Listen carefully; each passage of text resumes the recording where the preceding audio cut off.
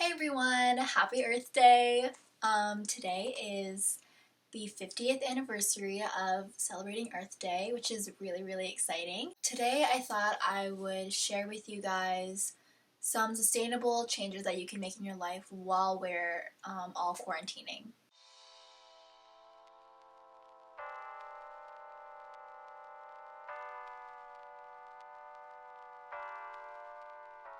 So the first thing that I want to propose to you guys is buying food in bulk. I'm sure a lot of you guys have already been doing this because we're all quarantined inside, but I also think this is a really good opportunity for us to start a habit of buying food in bulk so that we can also do it after we're allowed to go outside and we're not quarantined anymore.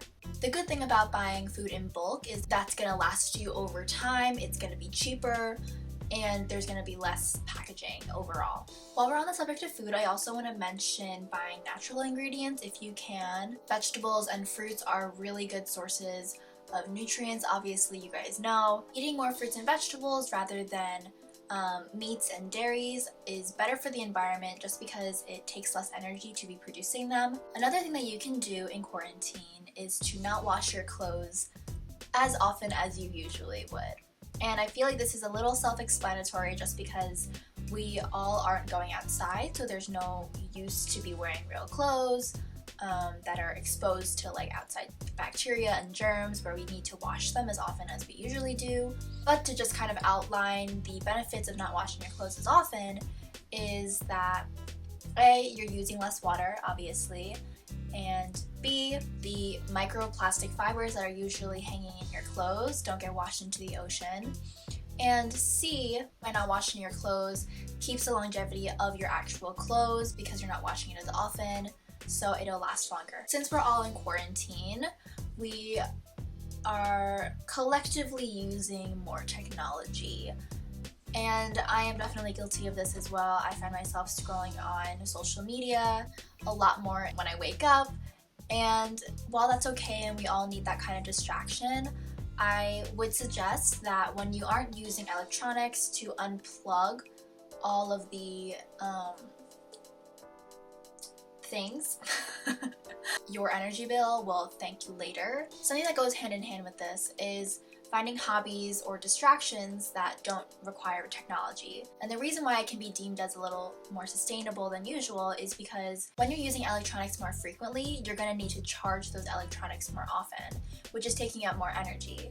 But when you are spending less time on your phone or your laptop or your tablets or whatever, you don't need to take as much energy to be charging those things to keep you entertained. So something that I've been doing is actually just cleaning my room and getting off my phone and my laptop.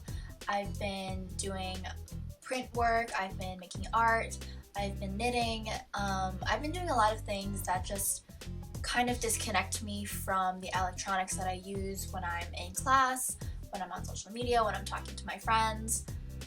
So I feel like that's a really good way to be a little bit more sustainable without fully implementing and consciously doing something that's going to change your life drastically while you're in quarantine. The next tip in terms of being more sustainable while we're in quarantine is to use natural daylight as long as you possibly can before you start turning on your lights. So right now I have my blinds totally open and I'm just trying to use as much of the natural sunlight as possible to film this. I have an additional light, but that's just because the sun is going in and out and it's super cloudy, so I just wanted something that's a little bit more static. So the seasons are changing right now, and that means that the days are getting longer and it's light outside for longer, which is really great because the sun is setting like around 7:30, 8 p.m. And that just means that I don't need to turn on my house lights when in the winter it was getting dark before 4 p.m. or around 4 p.m. So saving those 3 hours of electricity is going to help a lot in terms of energy. The last little tidbit is kind of something in terms of being a distraction. eating healthier foods, and staying inside for quarantine is to start your own garden or compost. I've been doing this with my family since last year. My dad is really excited to start his garden this spring. He is really into composting now. We compost all of our leftover vegetables, our fruits that we've been eating, even paper towels. There's a whole lot of things that you can compost. Gardening is one of those things that you don't really realize is beneficial to like your mental health and your physical health until you're actually doing it.